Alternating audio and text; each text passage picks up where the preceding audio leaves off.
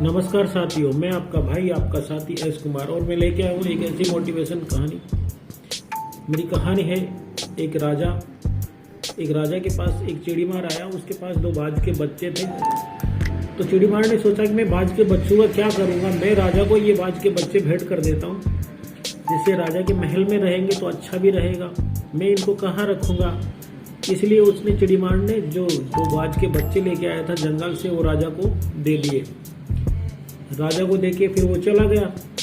थोड़े दिन बीते तो राजा ने सोचा कि बाज के बच्चे हैं, चल इनको उड़ना सिखाता हूँ।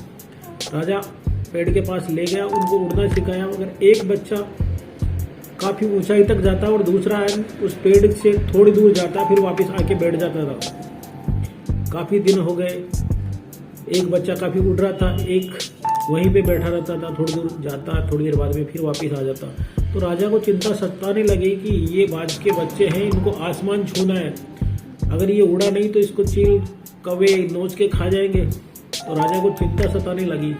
तब राजा ने बोला कि कोई ट्रेनर बुलाता हूँ जो इनको अच्छी तरह उड़ना सिखाएगा।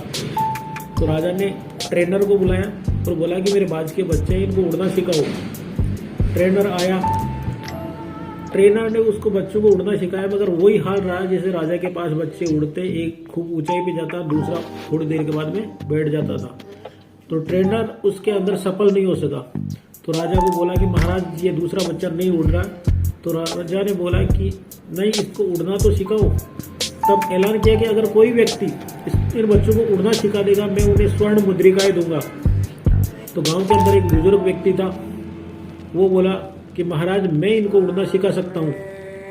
तो महाराज ने बोला ठीक है, आप इनको उड़ना सिखाओ। वो आया और बच्चों को ले गया जहाँ पे राजा ले जाते थे उड़ने के लिए।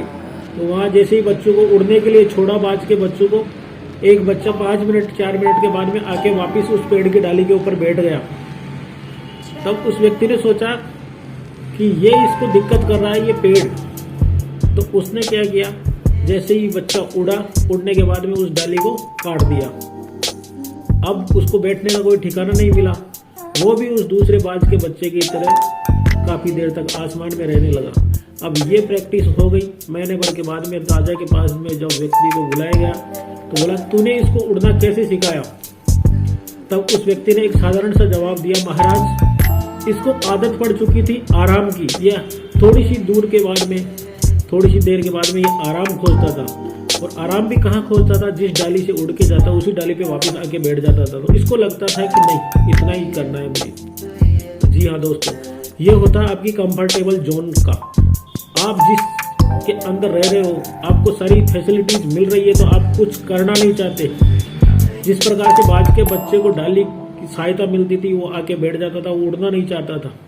उस प्रकार से परिवार में आप भी कंफर्टेबल जोन के अंदर हो तो आप भी उस चीज़ को छोड़िए, बाहर निकलिए। अगर विद्यार्थी लाइफ के अंदर है तो संघर्ष कीजिए और उन सपनों को पूरा करने के लिए जी जान से मेहनत कीजिए जो आपके कैरियर को बनाने में सहायक होगी।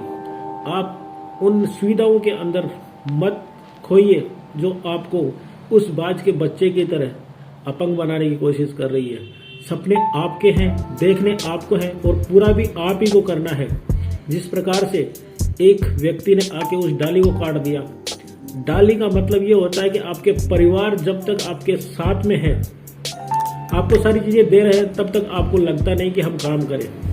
तो जी हाँ दोस्तों, आप ये चीज सोचो कि हमें काम करना है, क्योंकि विद्यार्थी है तो विद्यार्थियों को तो वैसे भी संघर्ष करना पड़ता है। इसीलिए उस कंफर्टेबल जोन से बाहर निकलो और आप कुछ अच्छा करके दिखाओ। जी हाँ दोस्तों, मैं आपका भाई आपका साथी एस कुमार। कैसी लगी मेरी कहानी? मेरा चैनल है एस कुमार मोटिवेशन वीडियोस। मैं आगे भी लेके आऊँगा ऐसी ही प्रेरणादायक कहानी। तो आप भी अपने जीवन के अंदर उतारिए उस चीज़ को जो बाज के द्वारा हमें मिली है, कि जिस प्रकार से वो पेड़ के ऊपर जाके बैठ के आराम खोजता था, तो आप आराम मत खोजिए। आप इस लाइफ के अंदर संघर्ष कीजिए, आपके आने वाली टाइम बहुत ही अच्छा होगा। जय हिंद, जय भारत।